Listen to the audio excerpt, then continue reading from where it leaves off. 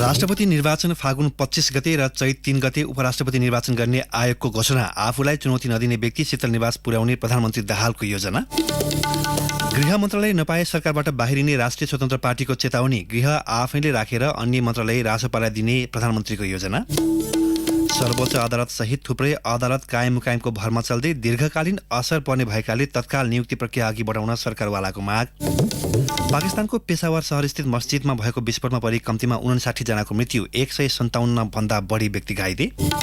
र नेपाल क्रिकेट संघको आगामी निर्वाचन निर्धारित समयभन्दा चाँडो हुने संकेत। बोर्ड बैठकमा सन्दीप लामिछानेको निलम्बन फुकुवाबारे समेत छलफल हुने। नमस्कार, कान्तिपुर डायरीका साथमा सहकर्मी तुलसी र म रमेश। समाचार अब विस्तारमा। संवैधानिक र कानूनी अन्योलका बीच अन्ततः निर्वाचन आयोगले राष्ट्रपति र उपराष्ट्रपतिको निर्वाचन मिति घोषणा गरेको छ। राष्ट्रपति चयनका लागि फागुन 25 र उपराष्ट्रपतिका लागि चैत 3 गते निर्वाचन गर्ने घोषणा आयोगले गरेको हो। संघीय संसद र प्रदेश सभाका सांसद मतदाता रहने ती निर्वाचनका लागि संसदको तेस्रो दल माओवादी केन्द्र निर्णायक हुने भएको छ। एक रिपोर्ट। संविधान र निर्वाचन कानून बाझिएको भन्दै अन्योलमा परेको निर्वाचन आयोगले राष्ट्रपति र उपराष्ट्रपतिको निर्वाचन कार्यतालिका ढिलो गरी सार्वजनिक गरेको हो। कानूनत दुवै पदको कार्यकाल सकिनु 1 महिना अघि निर्वाचन सम्पन्न भइसक्नु पर्ने थियो। गोप्य मतदान हुने भएकाले मुख्य गरी संघीय संसदमा रहेका प्रमुख दलहरूले राष्ट्रपति र उपराष्ट्रपति पदको निर्वाचनमा आफ्नो पक्षमा मत बटुल्न गृह कार्य सुरु गरिसकेका छन्। 7 दलीय गठबन्धनको एमाले राष्ट्रपतिमा मुख्य दावी गर्दै गर्दा सत्तारूढ भित्रको माओवादी केन्द्रले राष्ट्रपतिमा राष्ट्रिय सहमतिको आवश्यकता औल्याएको छ भने प्रधानमन्त्री पुष्पकमल दाहाललाई विश्वासको मत दिएको प्रमुख प्रतिपक्ष दल नेपाली कांग्रेसले राष्ट्रपतिमा आफ्नो बलियो उपस्थितिका लागि रणनीति तय गरिरहेको छ। संविधानको धारा 62 मा राष्ट्रपतिको निर्वाचन संघीय संसदका सदस्य र प्रदेश सभाका सदस्य मतदाता रहने व्यवस्था छ। प्रतिनिधि सभाका 275 र राष्ट्रिय सभामा 59 गरी संघीय संसदमा 334 सदस्य छन्।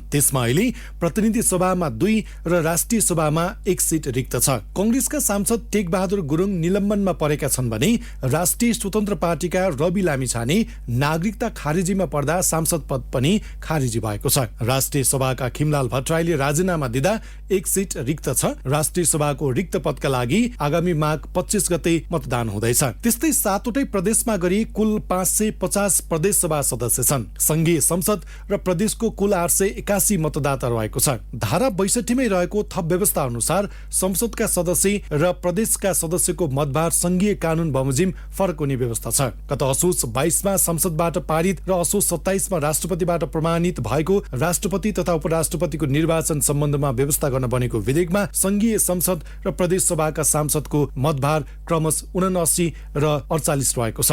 संघीय संसदका कुल 333 सदस्यको कुल मतभार प्रति सदस्य 79 का दरले 26,307 हुन आउँछ। त्यस्तै प्रदेश सभाका कुल 550 सदस्यको कुल मतभार प्रति सदस्य 48 का दरले 26,400 हुन आउँछ। यसरी राष्ट्रपति उपराष्ट्रपतिको पनि निर्वाचनमा कुल मत 52,707 हुन आउँछ। कुल मतको 50% 26,353.5 हुन आउँछ। कम्तीमा यो संख्या कटाउन सक्ने उम्मेद्वार विजयी हुनेछन्। निर्वाचनमा राष्ट्रपतिका उम्मेद्वारहरू मध्ये कुनै उम्मेद्वारले कुल मतको 50% भन्दा बढी मत ल्याउन नसकेमा बढी मत ल्याउने 2 जनाका लागि पुनः मतदान हुनेछ। पुनः भएको मतदानमा पनि दुवै उम्मेद्वारले कुल मतको 50% भन्दा बढी मत नपाएमा पुनः मतदान गरिन्छ। त्यसपछि भने सदर मतको बहुमत ल्याउने उम्मेद्वार विजयी हुने व्यवस्था छ। संघीय संसद र प्रदेश सभामा गरी 14 दलको प्रतिनिधित्व छ। त्यस्तै थप स्वतन्त्र सांसद र राष्ट्रिय सभामा राष्ट्रपतिबाट मनोनित गरेका सांसद पनि यसमा सहभागी हुनेछन्। संसदको प्रमुख दल नेपाली कांग्रेसको संघीय संसदमा 98 सांसद छन्। प्रतिनिधि सभामा 88 र राष्ट्रिय सभामा 10 सांसद सहित कांग्रेस ठूलो दलका रूपमा रहेको छ। कांग्रेसको 7 प्रदेश सभामा 176 सांसद छन्। कांग्रेससँग मात्रै 16,269 मतभार छ। संसदको दोस्रो ठूलो दल एमालेसँग 15,154, माओवादी केन्द्रसँग 7,449, राष्ट्रिय स्वतन्त्र पार्टीसँग 1,580, राप्रपासँग 2,450, जसपासँग कांग्रेससँग 2145 मतभार छ। त्यस्तै एकीकृत समाजवादीसँग 2574, जनमत पार्टीसँग 1242, लोसपासँग 971, नागरिक उन्मुक्ति पार्टीसँग 813, नेमकिपासँग 223, राष्ट्रिय जनमोर्चासँग 206, नेपाल संघीय समाजवादी पार्टीसँग 48 र हाम्रो नेपाली पार्टीसँग 96 मतभार छ। प्रतिनिधि सभा, राष्ट्रिय सभा र प्रदेश सभामा स्वतन्त्र उम्मेद्वारको रूपमा विजयी सांसदहरूको संख्या 18 छ। उनीहरूसँग कुल 1050 मतभार हुन्छ। राष्ट्रपतिको निर्वाचनसम्म राजनीतिमा कुनै परिवर्तन नआए अहिलेको 7 दलीय गठबन्धनले नै राष्ट्रपति जित्ने सम्भावना कायमै छ। अहिलेको संसदीय अङ्क गणित हेर्दा माओवादी केन्द्र राष्ट्रपति र उपराष्ट्रपति निर्वाचनमा निर्णायक बन्ने देखिएको छ। रेडियो कान्तिपुरका लागि सन्तोष गन्धर्व।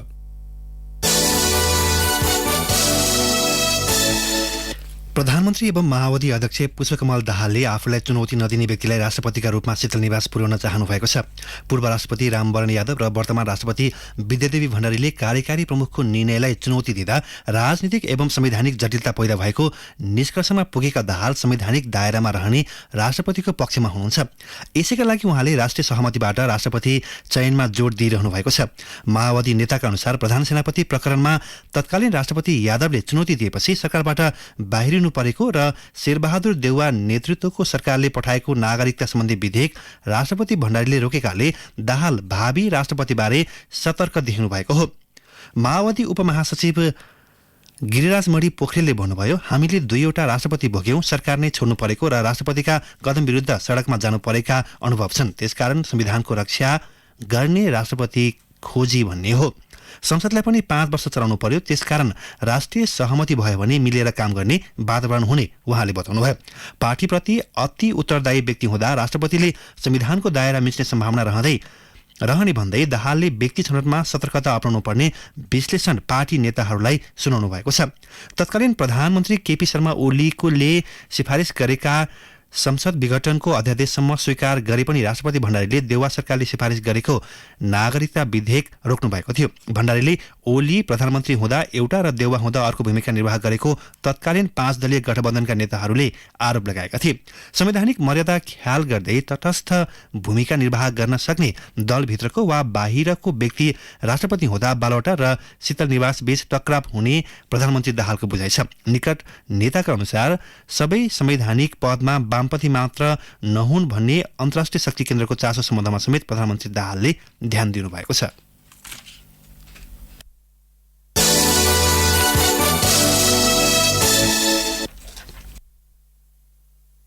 राष्ट्रिय स्वतन्त्र पार्टीले गृह मन्त्रालय नपाएर सरकारबाट बाहिरिने चेतावनी दिएपछि प्रधानमन्त्री पुष्पकमल दाहाल अप्ठ्यारोमा पर्नु भएको छ। सर्वोच्च अदालतले तत्कालीन उपप्रधान एवं गृहमन्त्री रवि लामिछानेको पुरानो नागरिकता अमान्य रहेको फैसला गरेपछि रिक्त रहेको गृह मन्त्रालय दाहाल आफैले राख्न खोज्नु भएको हो। पार्टीभित्रबाट पनि माओवादीले नै गृह राख्नुपर्ने दबाव दाहालमाथि छ, तर रासोपाको दाबीका कारण दाहाल निर्णयमा पुग्न सक्नु भएको छैन। कांग्रेस सहितको 5 दलीय गठबन्धन अचानक तोडेर गत पुस 10 मा 7 दलीय समर्थनमा प्रधानमन्त्री बनेका दाहालले भोलिपल्टै रासोपाका सभापति लामिछानेलाई उपप्रधान तथा गृहमन्त्री बनाउनु भएको थियो। सत्ताको नेतृत्व गरेको दलले महत्वपूर्ण मन्त्रालय छाडेको भन्दै माओवादी नेताहरूले पार्टी अध्यक्ष एवं प्रधानमन्त्री दाहालसँग असन्तुष्टि व्यक्त गरिरहेका बेला सर्वोच्चको फैसलाले गृह मन्त्रालय रिक्त भएको हो। पुस 11 मा प्रधानमन्त्रीले आफ्नो चाहनाले गृह मन्त्रालय लामिछानेलाई दिनुभएको होइन। ओलीले योजनाबद्ध ढंगले गृह मन्त्रालय रविलाई दिलाउन दबाब दिनुभयो।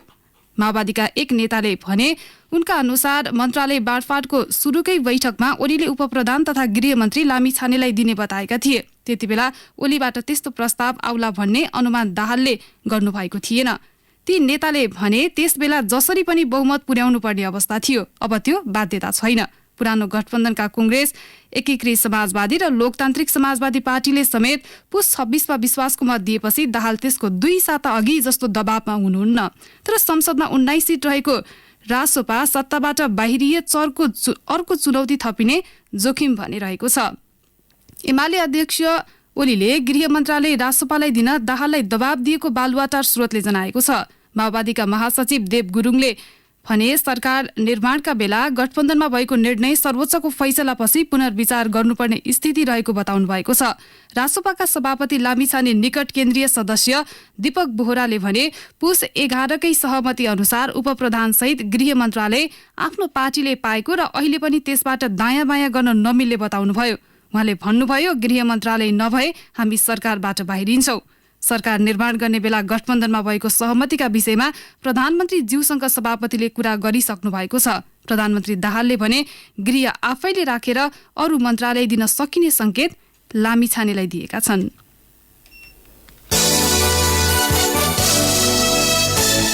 अमेरिकी राजनीतिक मामिला उपमन्त्री भिक्टोरिया नुल्यान्ड नेपालको 2 दिने भ्रमण सकेर हिजो फर्कनु भएको छ। आम निर्वाचनपछि बनेको नयाँ सरकारसँग साझेदारी गरेर अघि बढ्ने लक्ष्यका साथ आएकी उपमन्त्री नुल्यान्डले भ्रमणका क्रममा उच्च पदाधिकारीसँग भेटवार्ता गर्नुभएको थियो। भ्रमणलाई पत्रकार सम्मेलन मार्फत बिट मार्दै उपमन्त्री नुल्यान्डले संक्रमणकालीन न्याय, अमेरिकी आर्थिक सहयोग र चीन लक्षित गरी मुख्य 3 सन्देश प्रवाह गर्नुभएको छ। उपमन्त्री नुल्यान्डले प्रधानमन्त्री एवं माओवादी अध्यक्ष पुष्पकमल दाहालसँग बालुवाटारमा भेट गर्नुभएको थियो। त्यसपछि धुम्बाराहीमा पुगेर कांग्रेस सभापति शेरबहादुर देउवा र सिंहदरबार स्थित एमालेको संसदीय दल कार्यालयमा अध्यक्ष केपी शर्मा ओलीसँग उहाँले भेटवार्ता गर्नुभएको थियो। परराष्ट्र मन्त्री विमला राई पौड्याललाई मन्त्रालयमा भेटेर छलफल गर्नुभयो। भेटपछि सांस्कृतिक सम्पदा अवलोकन गर्न पाटन दरबार स्क्वायर पुगेकी उपमन्त्री नुल्यान्डले त्यही पत्रकार सम्मेलन गर्नुभएको थियो। अमेरिकाले लामो समयदेखि उठाउँदै आएको संक्रमणकालीन न्यायको विषयलाई उपमन्त्री नुल्यान्डले पनि भ्रमणका क्रममा चासो दिनुभएको छ। उहाँले नेपालको नयाँ सरकारले संक्रमणकालीन न्याय सम्बन्धी कानून निर्माणमा अग्रसरता लिने विश्वास राख्नु भएको छ। मानवाधिकारको विषय भएकाले संक्रमणकालीन न्यायका सवालमा अमेरिका लगायत पश्चिमा मुलुकले चासो दिँदै आएका छन्। भूराजनीतिक जानकार चन्द्रदेव भट्ट अमेरिकाले संक्रमणकालीन न्याय प्रक्रिया छिटो टुङ्गेस भन्ने चाहेको बताउनुहुन्छ। लोकतन्त्रसँग जोडिएको विषय भएकाले संक्रमणकालीन न्यायमा अमेरिकाले चासो राखेको उहाँको भनाइ छ। कान्तिपुर डायरीमा अब ब्रेकको पालो। ब्रेकपछि कान्तिपुर डायरीमा अब कान्तिपुर सविस्तारको पालो।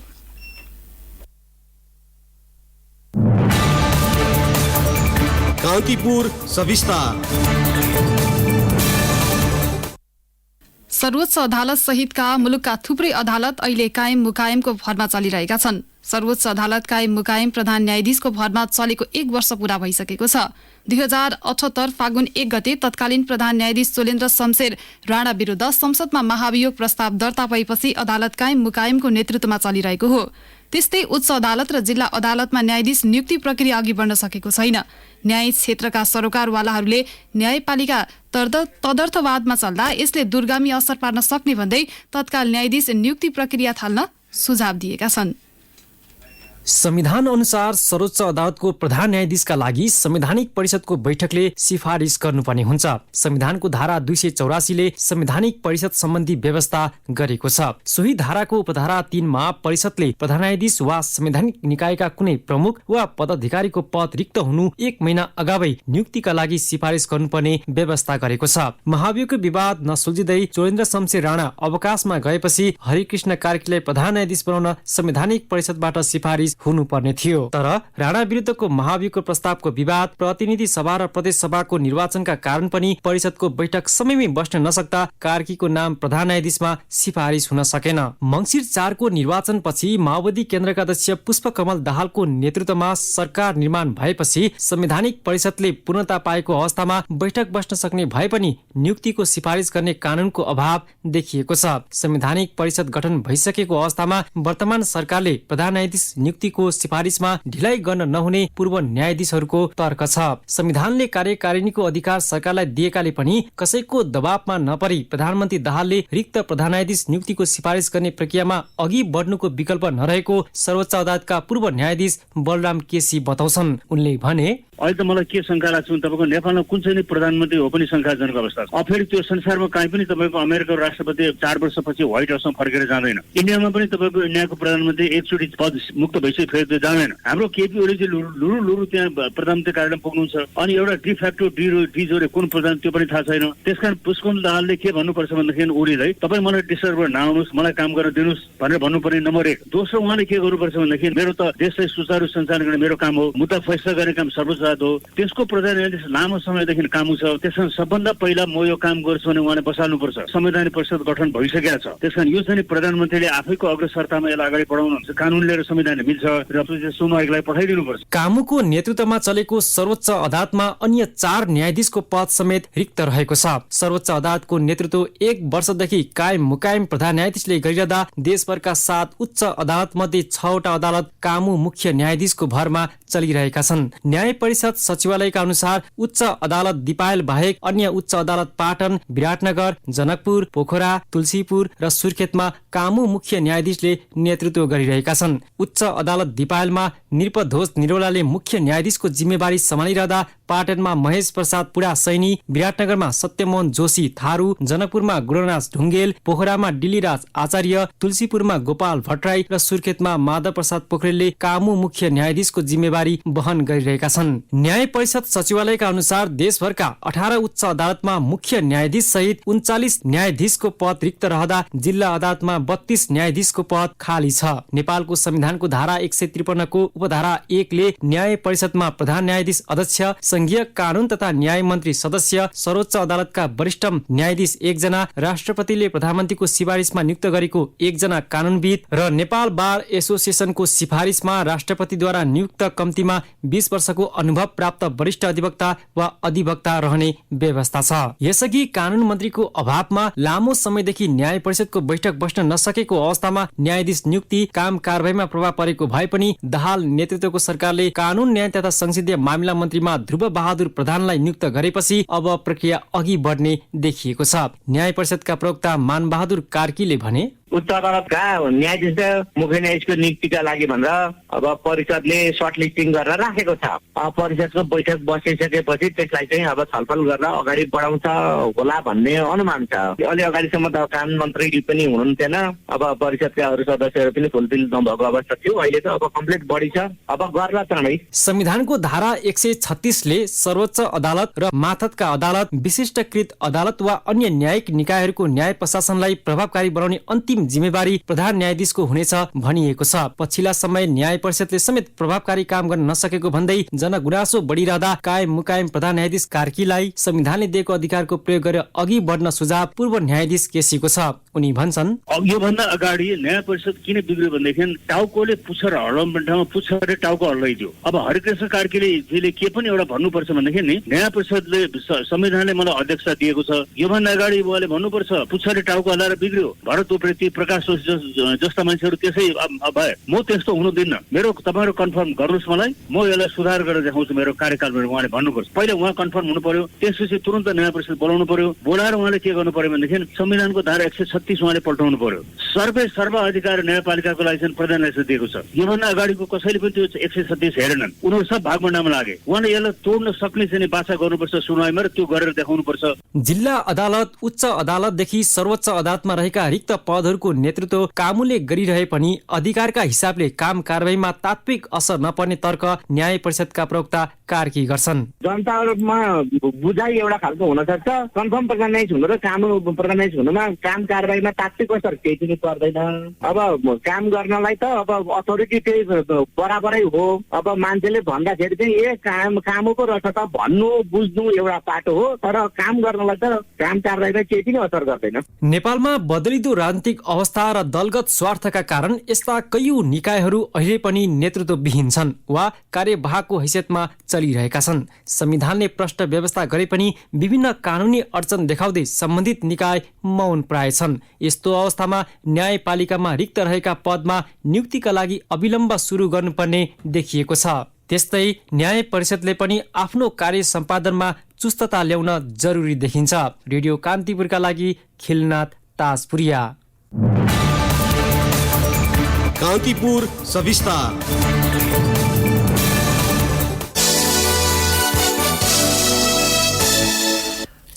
राष्ट्रिय ट्रमा सेन्टरमा वार्षिक औसत 1,04,400 बिरामी आउँछन्। तीमध्ये मासिक 8 देखि 10 जना आइसियु बेड अभावले फर्कन्छन्।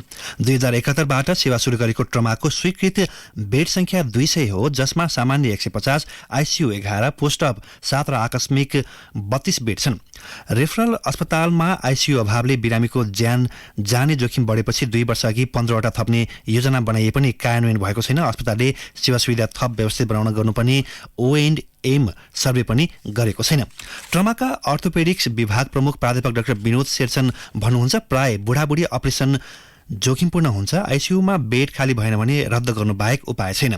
ट्रमाका प्रमुख medical superintendent doctor Rudraprasad Marasini भने आइसियु थपेर मात्र समस्या समाधान नहुने बताउनुहुन्छ। उहाँले भन्नुभयो, आइसियु थप्नु मात्र समस्या समाधान होइन, त्यसका लागि आवश्यक जनशक्ति र ठाउँ व्यवस्थापन मुख्य चुनौती हो। अस्पतालको वार्षिक बजेट 30 देखि 35 करोड रुपियाँ हुन्छ। तलब भत्ता र प्रशासन खर्च 13 करोड हुन्छ। उपकरण खरिद गर्न मात्र थप बजेट चाहिन्छ। मुलुककै जेठो अस्पताल वीरमा दैनिक 2000 देखि 2500 बिरामी आउँछन्। तीमध्ये आइसियु उपकरण अभाव, अपरेसन गर्न पालो कुर्नुपर्ने लगायत कारणले दैनिक 20 देखि 25 जना बिरामी फर्कने अस्पतालको भनाइ छ। अहिले अस्पतालमा 960 बेड संख्या रहेकामा 690 मात्र सञ्चालनमा छन्। आइसियु बेड 60 वटा छन्। सूचना अधिकारी सागर मिश्रले बिरामीको चाप अनुसार थप 100 आइसियु बेड आवश्यक रहेको बताउनुभयो। उहाँले भन्नुभयो, पुरै बेड सञ्चालनमा ल्याउन आवश्यक 2 अर्ब बजेट माग गरे पनि अर्थ मन्त्रालयले काट्ने गरेको छ। चालु वर्षका लागि 87 करोड रुपियाँ मात्र विनियोजन गरेको छ। अर्थ मन्त्रालयबाट अस्पतालका लागि गत वर्ष 1 अर्ब 11 करोड रुपियाँ प्राप्त भएको थियो। चिकित्सक सहित 2061 कर्मचारी आवश्यक रहे पनि 1650 जनाले अस्पताल धानी रहेको मिश्र बताउनुहुन्छ। त्रिवी शिक्षण अस्पतालमा 56 बेडको आइसियु प्राय भरिएका हुन्छन्। गम्भीर खालका बिरामीले पनि हत्तपत्त आइसियुमा पाउँदैनन्। एकातिर बेड नपाएर बिरामी छटपटिरहेका हुन्छन् भने अर्कातिर अस्पतालले आइसियु बेड 112 पुर्याउने भने पनि सकिरहेको छैन। अस्पताल आएका 15 देखि 20 जना बिरामी दैनिक निजीमा जाने गरेका छन्। कान्तिपुर डायरीमा पुनः ब्रेकको पालो। ब्रेकपछि अब आर्थिक प्रसङ्ग। रसुवागढी नाका हुँदै चालु आर्थिक वर्षको पुस मसान्तसम्ममा 14 अर्ब 84 करोड 84 लाख 54 हजार बराबरको सामान आयात भएको छ। यसबाट भन्सारले 3 अर्ब 73 करोड 67 लाख रुपियाँ राजस्व संकलन गरेको रसुवा भन्सार कार्यालयका प्रमुख भन्सार अधिकृत नारायण प्रसाद भण्डारीले जानकारी दिनुभयो। आर्थिक वर्ष 2078-79मा 30 अर्ब 79 करोड 63 लाख 53 हजार बराबरको सामान आयात भएको थियो। यसपटक भन्सारले 7 अर्ब 17 करोड 63 लाख 90 हजार राजस्व संकलन गरेको थियो। भन्सार विभागले आर्थिक वर्ष 2079-80 का लागि रसुवा भन्सार कार्यालयलाई 9 अर्ब 38 करोड 30 लाख रुपियाँ राजस्व संकलन गर्ने वार्षिक लक्ष्य दिएको छ। रसुवागढी नाकाबाट तयारी कपडा, रबर, प्लास्टिकका जुत्ता, चप्पल, विद्युतीय जीप, कार, मोबाइल फोन, स्याउ, हाते झोला, मोटरको ब्याट्री, युपीएस, प्लास्टिकका सामान लगायत मुख्य वस्तु आयात भएका छन्। कोभिडपछि रसुवागढी नाका भएर चीनबाट हुने आयात निर्यात अझै प्रभावित छ। रसुवागढीबाट 2076 माघ 15 अगाडिकै जस्तो गरी अझै आयात हुन सकेको छैन। अहिले नाकाबाट प्रतिदिन बिहान 7 बजे र बेलुका 7 बजे गरी 14 वटा चिनिया कन्टेनरमा मात्रै सामान आयात भइरहेको छ।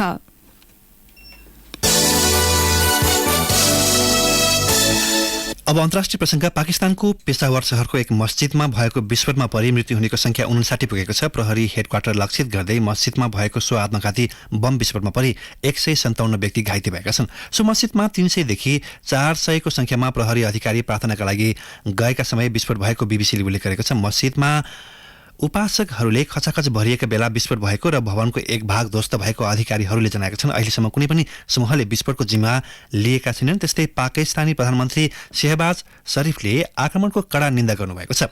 घटनापछि पाकिस्तानको राजधानी इस्लामाबादमा प्रहरीले सुरक्षा व्यवस्था कडा पारेको छ। सो मस्जिद शहरको सबैभन्दा सुरक्षित क्षेत्रमध्ये एक हो। मस्जिद क्षेत्रमा प्रहरी मुख्यालय र आतंकवाद विरोधी ब्युरोका कार्यालय छन्। यसअघि गत डिसेम्बरमा उत्तर पश्चिम क्षेत्रमा प्रहरी चौकीलाई लक्षित गर्दै गरिएको आत्मघाती बम विस्फोटमा परि 33 जनाको मृत्यु भएको थियो।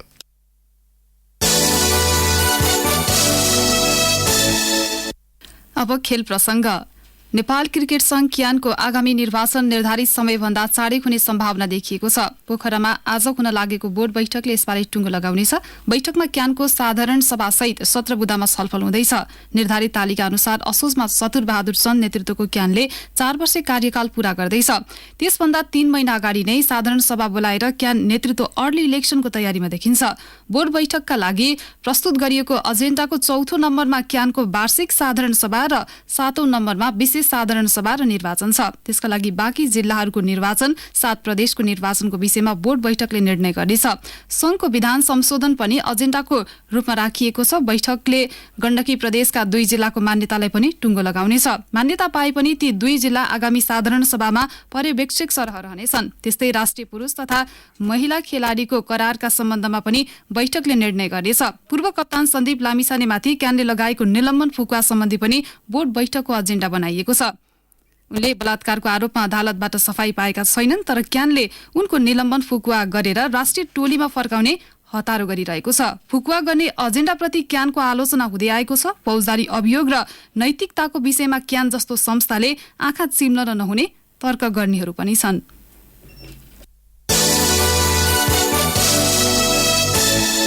अब मौसम सम्बन्धी जानकारी। मुलुकका पहाडी भूभागमा आंशिक बदली रही अन्य स्थानमा मौसम सामान्यतया सफा रहने जल तथा मौसम विज्ञान विभागले जनाएको छ। साथै सुदूरपश्चिम कर्णाली र लुम्बिनी प्रदेशका केही स्थानमा हल्का वर्षाको सम्भावना छ। त्यस्तै उच्च पहाडी तथा हिमाली भूभागको केही स्थानमा हल्का हिमपात हुने विभागको अनुमान छ।